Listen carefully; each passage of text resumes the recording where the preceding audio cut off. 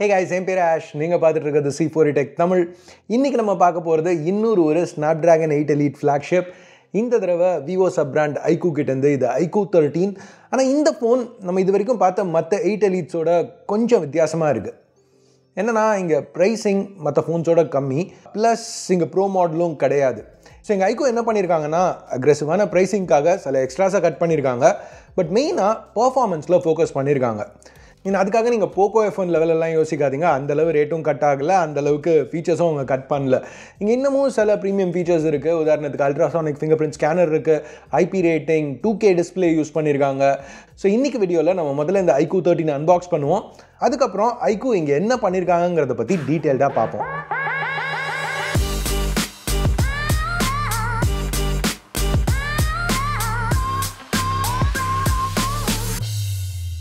So இதுதான் iQOO 13ஓட box, typical black box. நான் வாங்கினது 12/56 வெர்ஷன். இதுதான் பேஸ் வேரியண்ட்.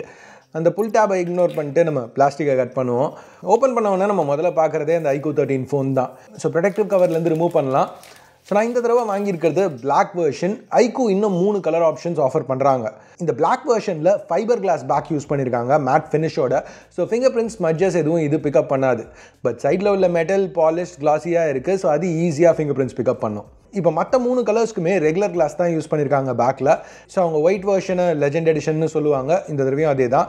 இதுலேயும் அதே மாதிரி கிளாசி மெட்டல் சைட்ஸ் இருக்குது. க்ரீன் கிரே ரெண்டுத்துலேயுமே சைடில் உள்ள மெட்டல் ஃப்ரேமுக்கு மேட் ஃபினிஷ் கொடுத்துருக்காங்க.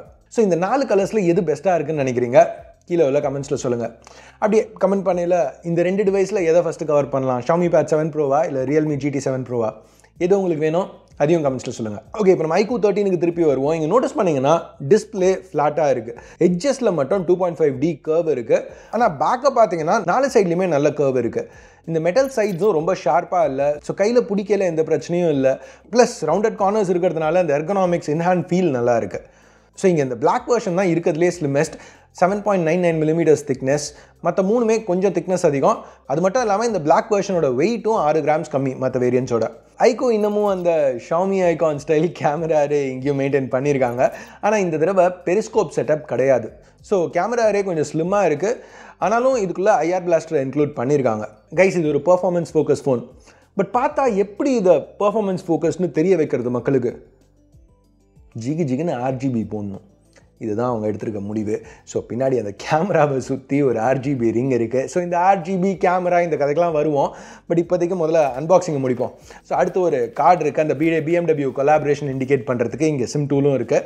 இது போக ஒரு குவிக் ஸ்டார்ட் கைடு, அடுத்து ஒரு பிளாக் TPU கேஸ் நல்லா ஃபிட் ஆகுது. இது போக பார்த்தீங்கன்னா ஒரு Type C to Type C cable white ஆக்சன்ஸோட, ஃபைனலாக ஒரு 120 watt Vivo flash charger. So இங்கே iQOO 13ல் 6150 mAh சிலிகான் கார்பைட் பேட்டரி கொடுத்துருக்காங்க.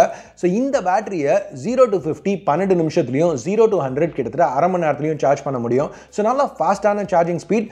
பட் ஒயர்லெஸ் சார்ஜிங் ப்ரைஸிங்காக இங்கே கட் பண்ணியிருக்காங்க.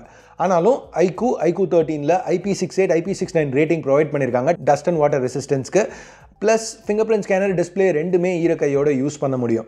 இதுக்கு காரணம் iQOO இங்கே யூஸ் பண்ணியிருக்கிறது ஒரு ultrasonic finger print scanner. So நல்லா ஃபாஸ்ட்டாக ஆக்யூரேட்டாக இருக்குது. அது மட்டும் இல்லாமல் பிளேஸ்மெண்ட்டும் பர்ஃபெக்டாக பண்ணியிருக்காங்க.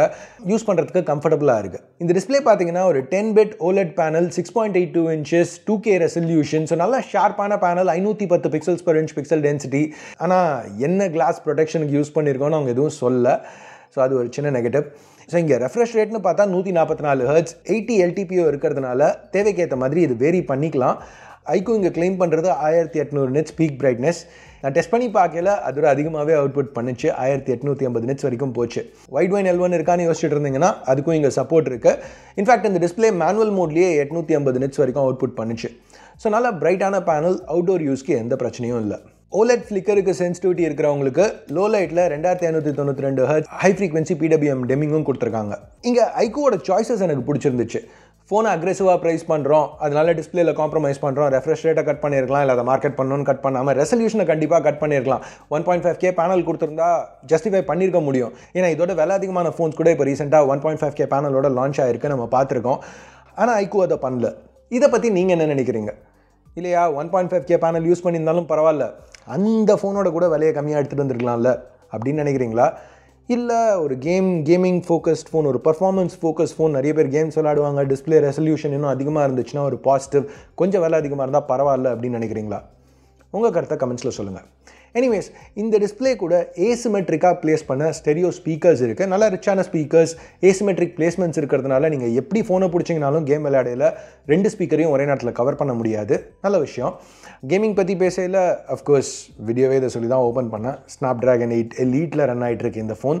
என்னோட கடைசி 3 வீடியோ மிஸ் பண்ணியிருந்தீங்கன்னா திருப்பியும் சொல்கிறேன், இந்த தடவை Qualcomm அவங்களோட கஸ்டம் Orion கோர்ஸ் யூஸ் பண்ணியிருக்காங்க. அதனால பெர்ஃபார்மன்ஸ் பூஸ்ட் கொஞ்சம் அதிகமாகவே இருக்குது. சிந்தட்டிக் பெஞ்ச்மார்க் நம்பர்ஸ் ரொம்பவே இம்ப்ரூவ் ஆகிருக்கு. ஆனால் இது வரைக்கும் நம்ம பார்த்த எல்லா 8 Elite ஃபோன்ஸ்லையுமே ஒரு விஷயம் காமனாக இருக்குது. எல்லா பிராண்ட்ஸுமே அதை எப்படி கூல் பண்ணுறதுன்னு தெரியாமல் திணறது. இங்கே ஐக்கூ மற்ற பிராண்ட்ஸோட கொஞ்சம் பெட்டராக பெர்ஃபார்ம் பண்ணியிருக்காங்க. இந்த ஸ்ட்ரெஸ் டெஸ்ட்டில் பார்த்தீங்கன்னா பாதிக்கு கொஞ்சம் கம்மியாக தான் பெர்ஃபார்மன்ஸ் லாஸ் ஆச்சு. மற்ற ஃபோன்ஸோட லைட்டாக பெட்டராக பெர்ஃபார்ம் பண்ணியிருக்கு. பட் ஹீட்டிங் பெருசாக இல்லை. Honor Magic 7 Pro அளவுக்கு இது கூலாக ரன்னால, பட் Xiaomi 15 Pro அளவுக்கு ஹீட்டும் ஆகலை. நான் இப்போ மற்ற ஃபோன் வீடியோஸில் சொன்ன அதே தான். 8 Elite ரொம்பவே பவர்ஃபுல்லான ஒரு சிப். ஸோ த்ராட்லிங்கை தாண்டி கூட மோஸ்ட்டாக எல்லா கேம்ஸையும் இதால் நல்லா ரன் பண்ண முடியும். அது மட்டும் இல்லாமல் ஐக்கூ இங்கே அவங்களோட self developed Q2 gaming chip use பண்ணுறாங்க. ஃப்ரேம் இன்டர்போலேஷன், ஃப்ரேம் ஜெனரேஷன் இதுக்கெலாம் ஹெல்ப் பண்ணுறதுக்கு. ஸோ தேவைன்னா அதையும் பண்ணிக்கலாம். இங்கே இந்த 8 Elite கூட 256 512 ஜிபியில் 1 TB வரைக்கும் UFS 4.0 ஸ்டோரேஜும் 12 இல்லை 16 GB வரைக்கும் LPDDR5X அல்ட்ரா ரேமும் பேர் ஆயிருக்கு. அது என்ன அல்ட்ரா அப்படின்னு கேட்டிங்கன்னா, ரேம் ஸ்பீட் அதிகமாக இருக்கிறதுனால விவோ இது அல்ட்ரான்னு சொல்கிறாங்க. இப்போது 8 Elite எடுத்துக்கிட்டிங்கன்னா 10,667 மெகா ட்ரான்ஸ்ஃபர்ஸ் per செகண்ட் வரைக்கும் அதை சப்போர்ட் பண்ணுது. பட் இது வரைக்கும் மோஸ்ட்டாக பிராண்ட்ஸ் எல்லாருமே 8,533 mega transfers per second RAM தான் யூஸ் பண்ணிட்டு இருக்காங்க. ஐக்கூ இங்கே 9,600 mega transfers per second RAM use பண்ணியிருக்கிறாங்க. அதனால அல்ட்ரான் பிராண்ட் பண்ணியிருக்காங்க. இங்கே நான் இன்னொரு விஷயம் நோட்டீஸ் பண்ணேன். இதில் அவங்க அஃபிஷியல் பேஜ் எடுத்துக்கிட்டிங்கன்னா UFS 4.0 ஸ்டோரேஜ்னு தான் போட்டிருக்கு. ஆனால் நேற்று சைனீஸ் சோஷியல் மீடியாவில் ஒரு போஸ்ட் போட்டாங்க, UFS 4.1 ஐக்கூ 13ன்னு சொல்லிட்டு. இது ஏதாவது ஸ்பெசிஃபிக் ஸ்கியூக்கா இல்லை UFS 4.1ஓட லான்ச் பண்ணிவிட்டு ஏதாவது அப்டேட்டில் இப்போ தான் அன்லாக் பண்ணியிருக்காங்களா, என்ன விஷயம்னு தெரில. எனக்கு இதை பற்றி இன்னும் இன்ஃபர்மேஷன் கிடைக்கல. டிஸ்கிரிப்ஷன்லையோ இல்லை ஒரு பின் காமெண்ட் மூலமாகவோ அப்டேட் பண்ணுறேன். ஸோ அங்கே செக் பண்ணி பாருங்கள். அஃப்கோர்ஸ் இந்த அளவுக்கு டாப் ஷெல்ஃப் இன்டர்னல்ஸ் இருக்கையில் யூசர் எக்ஸ்பீரியன்ஸ் நல்லா இருக்கும் தான் எதிர்பார்ப்போம். இங்கேயும் அப்படி தான் இருக்குது. Origin OS 5 Android 15 மேலே பில்ட் பண்ண வெர்ஷனில் தான் இது ரன் ஆகிட்டு இருக்கு. இங்கே குறை சொல்லிக்கிறதுக்கு எதுவும் இல்லை.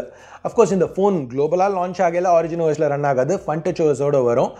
பட் இந்த ஸ்பெக்ஸ் இருக்கிறதுனால அதுலேயும் யூசர் எக்ஸ்பீரியன்ஸ் நல்லா இருக்கும்னு எதிர்பார்க்கலாம். ஸோ Origin OSனு வரையில் இங்கே சாஃப்ட்வேர் நம்ம ஏற்கனவே X200 Pro மினியில் பார்த்ததுக்கு எக்ஸாக்டாக அதே மாதிரி தான் இருக்குது. ஆனால் ஒரு எக்ஸெப்ஷன், இங்கே பின்னாடி அந்த LED ரிங்கை கண்ட்ரோல் பண்ணுறதுக்கு சில ஆப்ஷன்ஸ் கொடுத்துருக்காங்க. அந்த LED ட்ரிகர் ஆகிறதுக்கு சில சினாரியோஸ் நம்ம செட் பண்ணலாம், சார்ஜ் பண்ணலையோ இல்லை ஒரு நோட்டிஃபிகேஷன் கால் வரையிலையோ அந்த மாதிரி. அது போக சில கேம்ஸ் விளையாடையில் ஆன்ஸ்க்ரீனில் என்ன நடக்குதுங்கிறத பேஸ் பண்ணி பின்னாடி அந்த LED லைட்டை பாரு மாதிரி வேணும்னாலும் நம்ம செட் பண்ணிக்கலாம். நம்ம கேம் விளையாடையில் நம்ம அதை பார்க்க போகிறதில்ல. பட் நான் கேம் விளையாண்டுக்கிறேன், என் ஃபோனில் பின்னாடி அப்படியே கலர்லாம் இருக்குது அப்படின்னு ஒரு கெத்து காமிக்கணும்னு நினச்சி பண்ணணுன்னா பண்ணிக்கலாம். ஆப்ஷன் கொடுத்துருக்குறாங்க, அவ்வளோதான். Origin OS 5ல் சில AI ஃபங்க்ஷனாலிட்டியும் இருக்குது. AI எரேசர், ஒரு இமேஜ் எடுத்ததுக்கப்புறம் அதுலேருந்து ஏதாவது ரிமூவ் பண்ணணுன்னா பண்ணிக்கலாம். AI ஜெனரேஷன் வால்பேப்பர்ஸ்க்கு ஆப்ஷன் இருக்குது. ப்ராம்ப்ட்ஸ் யூஸ் பண்ணியோ இல்லை நம்ம எடுத்த ஃபோட்டோ பேஸ் பண்ணியோ வால்பேப்பர்ஸ் ஜென்ரேட் பண்ணிக்கலாம். எனிவேஸ், இப்போ நம்ம ஆக்சுவல் கேமராஸ்க்கு வருவோம். இப்போ நீங்கள் ஹிஸ்டாரிக்கலாக பார்த்தீங்கன்னா ஐக்கூ ஃப்ளாக்ஷிப்ஸ் யூஸ்வலாகவே பெர்ஃபார்மன்ஸ் ஃபோக்கஸ்டாக தான் இருந்திருக்கு. ஆனால் போன வருஷம் ஐக்கூ அதை கொஞ்சம் மாற்ற ட்ரை பண்ணாங்க. இன்னும் ஒரு வைடான ஆடியன்ஸ் பேஸ்க்கு கேட்டர் பண்ணணும் அப்படின்னு சொல்லி அவங்க கேமராஸை இம்ப்ரூவ் பண்ணாங்க. இப்போ ஐக்கூ 13ல் அந்த டெசிஷனை பேக் அடிச்சிட்டாங்க. ஏன்னா ப்ரைமரி கேமராவே இங்கே ஒரு டவுன் கிரேட் தான். போன வருஷம் பார்த்தீங்கன்னா 50 mega pixel OmniVision OV50H use பண்ணியிருந்தாங்க, 1/1.3 inch சென்சர். பட் ஐக்கூ 13ல் அதோட சின்ன சென்சர் தான் இருக்குது. Sony IMX921 இல்லை Light 702 எந்த பேரை வேணாலும் எடுத்துக்கோங்க. இந்த சென்சர் வந்து 1/1.56 inch சென்சர். இது கூட ஒரு f1.9 லென்ஸ் OISோட பேர் பண்ணியிருக்காங்க, f1.88 அக்யூரேட்டாக சொல்லணும்னா.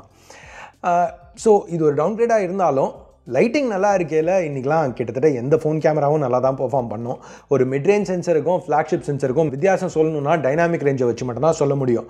ஆனால் இங்கே டைனாமிக் ரேஞ்ச் கூட அபவ் ஆவரேஜாக இருக்குது. ஃப்ளாக்ஷிப் சென்சர்ஸ் அளவுக்கு இல்லை, பட் மோசமாக இருக்குன்னு சொல்லிக்கிற மாதிரியும் இல்லை. மெயின் டிஃப்ரென்ஸே யூஸ்வலாக லோ லைட் பெர்ஃபார்மன்ஸில் தான் தெரியும். இங்கேயும் ஐக்கூ 13 ஓரளவுக்கு நல்லா தான் பெர்ஃபார்ம் பண்ணுது. ப்ராசஸிங்கும் நல்லா தான் கொடுத்துருக்காங்க. இன்ஃபேக்ட் ஹைலைட் கண்ட்ரோல் கூட நல்லா தான் இருக்குது. ஒரு Find X8 Pro இல்லை OnePlus 13 அந்த லெவலில் இல்லை. ஸோ இப்போ நம்ம ரீசெண்டாக பார்த்தா மற்ற ஃப்ளாக்ஷிப் ஃபோன்ஸோட ஒரு லெவல் கம்மியாக இருக்குன்னு சொல்லலாம். இந்த லோ லைட் டெஸ்ட் பண்ணிட்டு இருக்கையில தான் ஒரு இஷ்யூ நோட்டீஸ் பண்ணேன். நான் எடுத்துகிட்டு இருக்கையில திடீர்னு வியூ ஃபைண்டர் இந்த மாதிரி ஆச்சு. என்னன்னு பார்த்தா கேமரா லென்ஸில் ஃபாக் இருந்துச்சு. சரி ஏதோ ஒரு தடவை நடந்துச்சு அப்படிங்கிற மாதிரியும் இல்லை. ஏன்னா அதுக்கப்புறம் திருப்பி நான் சாம்பிள்ஸ் எடுத்துகிட்டு இருக்கையிலையும் இந்த ஷாட் எடுத்தேன். திருப்பியும் அதே பிரச்சனை தான். இங்கே நீங்கள் நோட் பண்ண வேண்டிய ஒரு விஷயம், நான் இருக்கிற இடத்துல டெம்பரேச்சர் கம்மி, இப்போ 0 டிகிரிஸில் இருக்குது. நேற்று நான் ஷூட் பண்ணையில் ஒரு 8-10 டிகிரி இருந்திருக்கும்.